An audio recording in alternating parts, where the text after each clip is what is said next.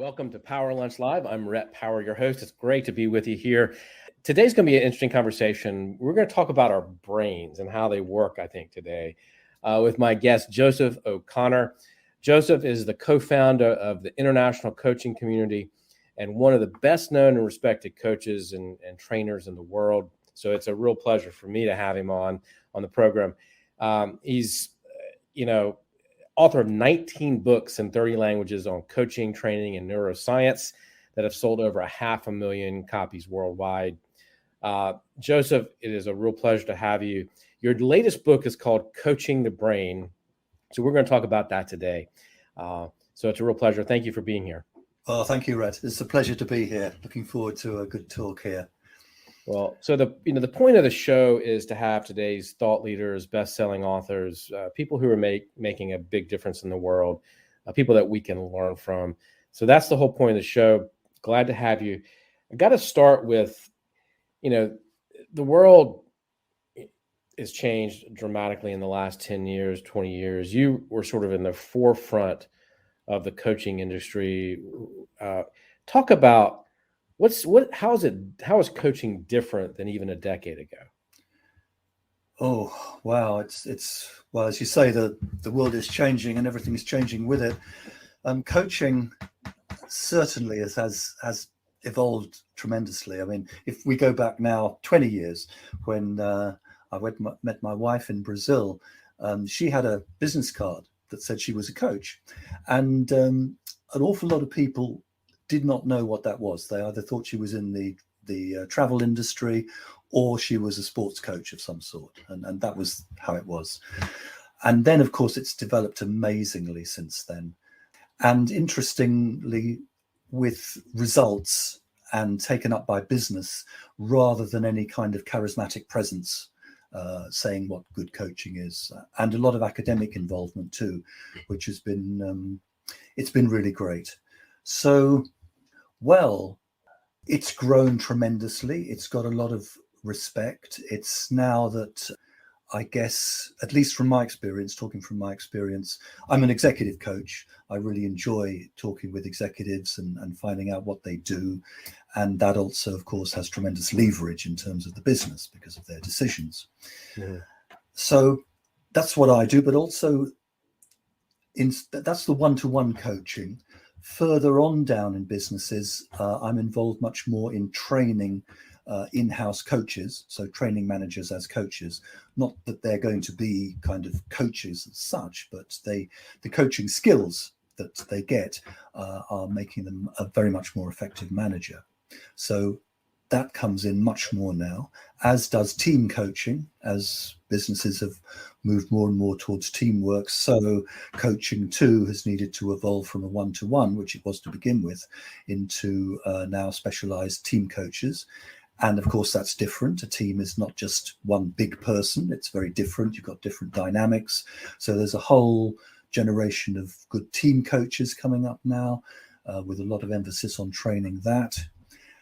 So those are a couple of things I've seen. And then, of course, from my personal point of view, until a few years ago, the perspective of neuroscience, how the brain actually worked, was really lacking in a lot of psychology and coaching.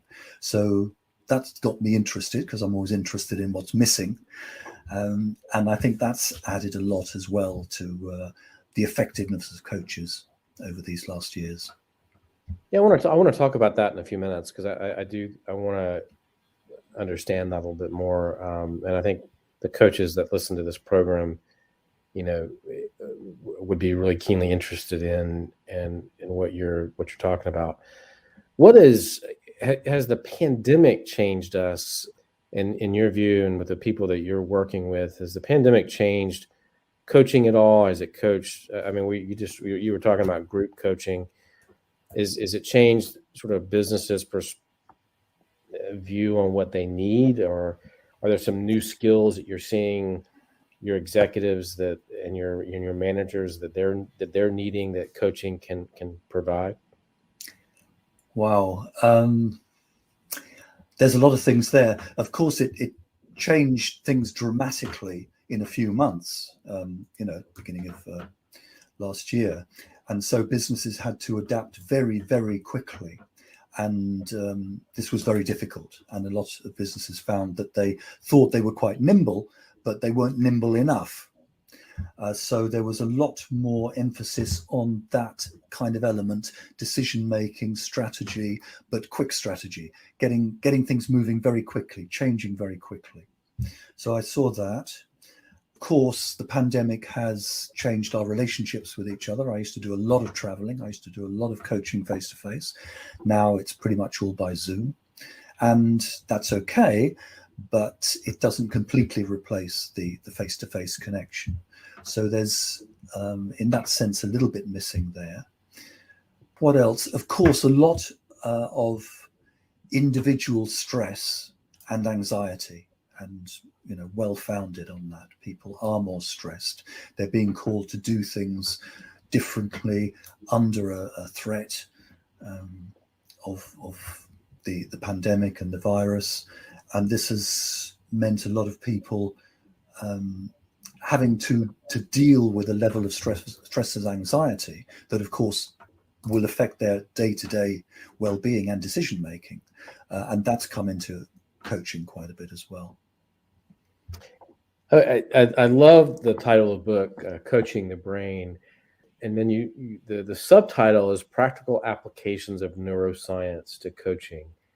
Talk about that. I mean, because that's the essence of the book, I'm guessing. But yeah. Explain that to us in sort of layman's terms so we understand what you mean. Okay. Well, coaching the brain, I'm not trying to reduce people to just a brain. We are human being and everything, body, soul, spirit. But the brain part, the physical part, I think has been left out of coaching to a large extent. Even to the extent of for example, the brain needs sleep. If you are going to be focused and a good decision maker, you need that. And yet I've met many executives who will cut down on sleep, 4 or 5 hours. Well, it's enough. I need to get on with my work. I need to do this. And that's actually quite the opposite of what you need to do, because the brain's a physical organ and it needs sleep. For example, that's one thing. Coaching the brain, I wanted to focus in on that, and particularly on the neuroscience research that's happened. Well, neuroscience has just expanded so amazingly over the last 10 years. We have understandings that we just had no idea about before. And I think that needed to come into coaching in terms of refining some of the models that we use and also generating some new ones. So I got very interested in that. I started off with a brain scan myself, and understanding myself from that point of view, which was extremely interesting. So that's the focus of it. And I wanted to avoid two issues with neuroscience and coaching that I've seen around. One is the kind of simplification issue of, there's right-brained or left-brained people or something like that. Big simplifications that really don't do the justice to people or indeed the brain. And the other is the opposite, where you sometimes find thinking that if you learn all the Latin names of the brain parts, then this is going to also make you either a better coach or understand things better. And of course it doesn't. It doesn't make any difference. So I wanted to go between those two, and I wanted to make it first and foremost practical, because I like to write, and what I like to do is to take knowledge and information, figure it out as best I can, and then put it onto the page in a way that people can pick up and use straight away, with as many of the difficulties ironed out as possible, which is my job as an author. So that's what I was trying to do. Talk a little bit about how to be emotionally intelligent. I think that was one of the key themes that I thought was really, really powerful, and the importance of feelings. Oh, yeah. Well, again, especially at the executive level, there's a lot of focus on, thinking and cognition and decision making, and that's fine. And while I say decision making, decisions are made primarily by the emotional part of the brain.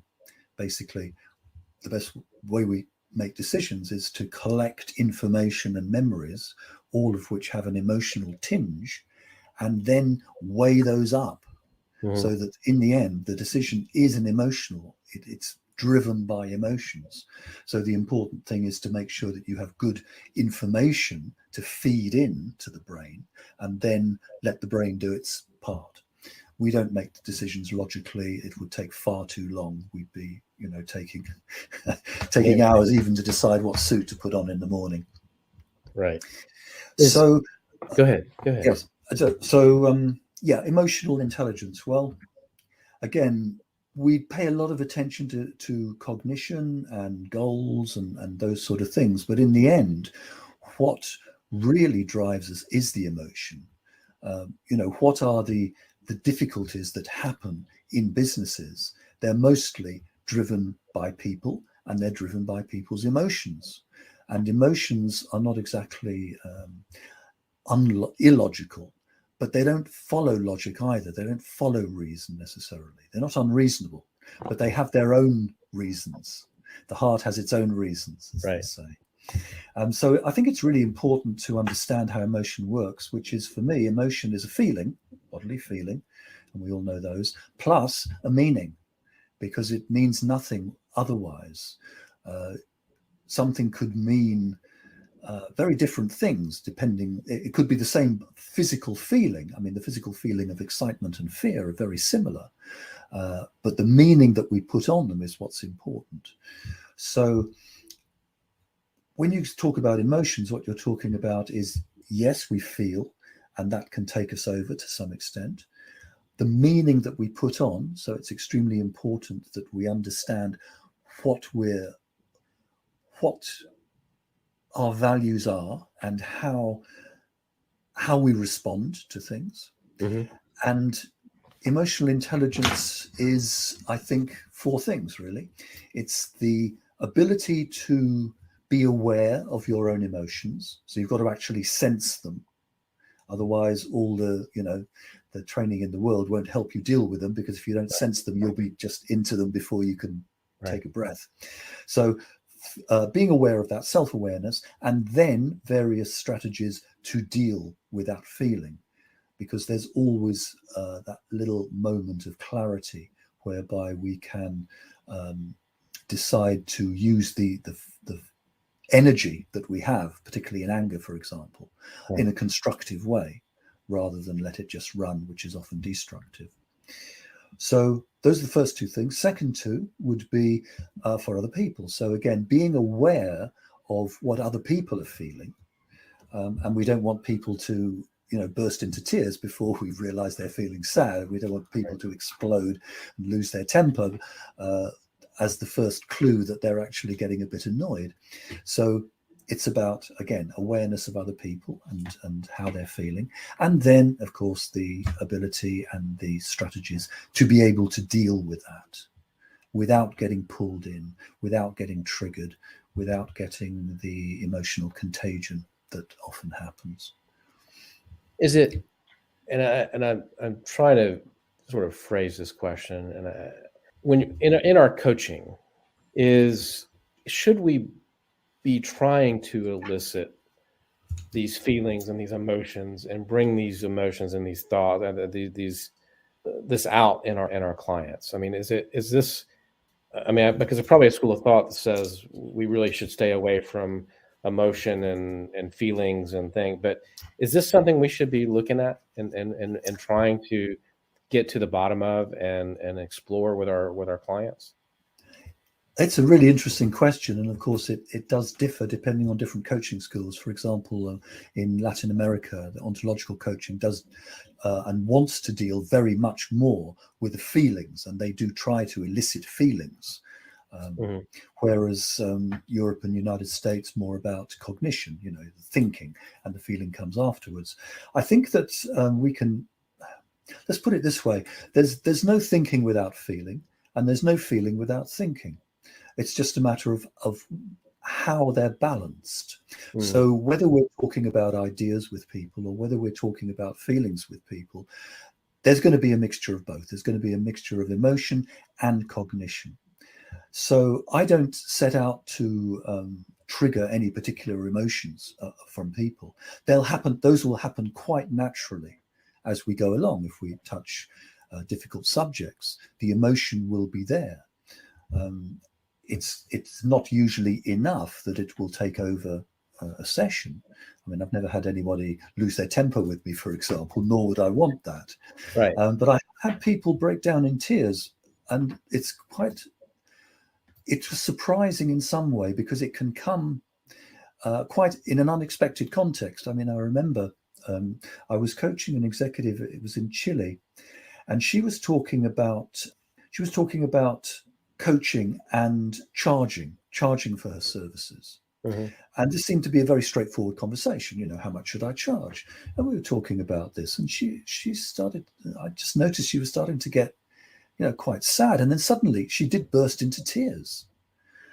And at that stage, best one can do is say, "Fine, I see that this is, we've touched on a sensitive subject, so take your time. Here's some handkerchiefs, just relax, and we'll pick it up if you want to in a moment." So, she was quite touched. And then when she kind of got back to herself, she said, I didn't realize how sensitive that was. It wasn't just about money. It was about how I valued myself. Right. And money was just a marker. And the difficulties she had in setting a price reflected that, how much am I worth? How much do people value me? How much do I value myself? And this got mixed in, and it came up in the conversation. It was very good that it came up in the conversation, because we could have, kept very cognitive and said, oh yeah, well, the usual rate is this and this. Why don't you charge this and this? And fine, but not as helpful as getting to the issue. And I didn't dig in any way. I had an intuition that there was something behind it, but I didn't try to force her to into the emotion.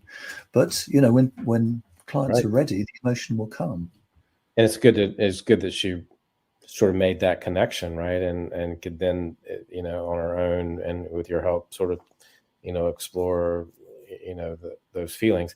I wonder too, because I do a fair amount of group coaching as well, and I get the sense that this could be a really powerful, thinking about things in this way, it could be a really powerful way to work in groups, because because there are a lot of dynamics, and there are emotions, and there are feelings, and those impact the culture, and those impact the how the organization works together. And I think particularly in this day and time, when we're talking about remote work and these massive shifts on how we work and where we work from and how teams work together, and group dynamics, and the stress of all of that, I think, do you see that this is this sort of thought process, or what you're talking about here, could really be helpful in our group coaching? Yes, and group coaching is a different thing altogether, especially with emotions. Of course, again, it depends on the culture. Many cultures want to keep those emotions out of the team. Right. Other cultures want them in I don't know there. that you can help that, though, because when you have a group of people together, you're going to have Yeah, people react to people, and that's the way it goes, and that's fine, as long, again, as a team coach, you can constructively channel that energy. That's important. But let me pick up on one thing that's really interesting, really interests me anyway, and something that I've used in terms of groups and emotion, and it's what we might call emotional distance, or emotional spacing, or psychogeography. In other words, the configuration of how people are in space, how they sit down, who's close to who, how they arrange themselves, actually is an interesting reflection of the group emotional dynamics. Interesting. So, and it's kind of obvious in one way, people who like each other will tend to sit together, for example. But it's, you can come into a room and you can look at the way that the people have sat down naturally. the psychogeography of the room, and you can think, okay, well, that looks like leader, that looks like a couple of friends, that looks like the person who it doesn't really fit in. Okay, well, let's see how we go. And this can give you not only good information about that, but also you can use it in terms of, let's change round, let's change our seats. Let's get out from behind the table, because some of these tables are terrible for getting people together in a group where energy can flow. Right. Some of those long tables, it's like people face each other and it's immediately confrontational. Just the very language and the spacing of it is confrontational. You are facing the other person front to front. Right. So let's get away from the table. Let's sit around in a circle and let's see how we go there. So that's something I've got very interested in terms of that emotional spacing. And it's something, of course, that doesn't work on virtual meetings for Teams. You can't do it.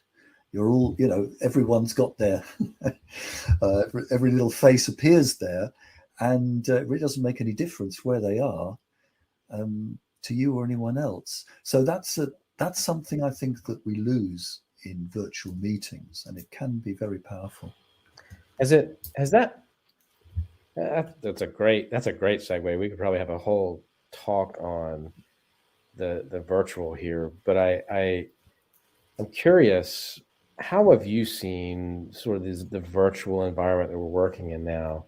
What impact has that had on your teams and your groups that you're seeing? Is it, I don't want to just assume negative, but is it negative? Is it positive? Are there sort of good and bad, or what's your view on virtual work and having people not in one location? I think, and this is just my experience, both my personal experience and my experience of working with people. There was a time when it was virtual or nothing, basically.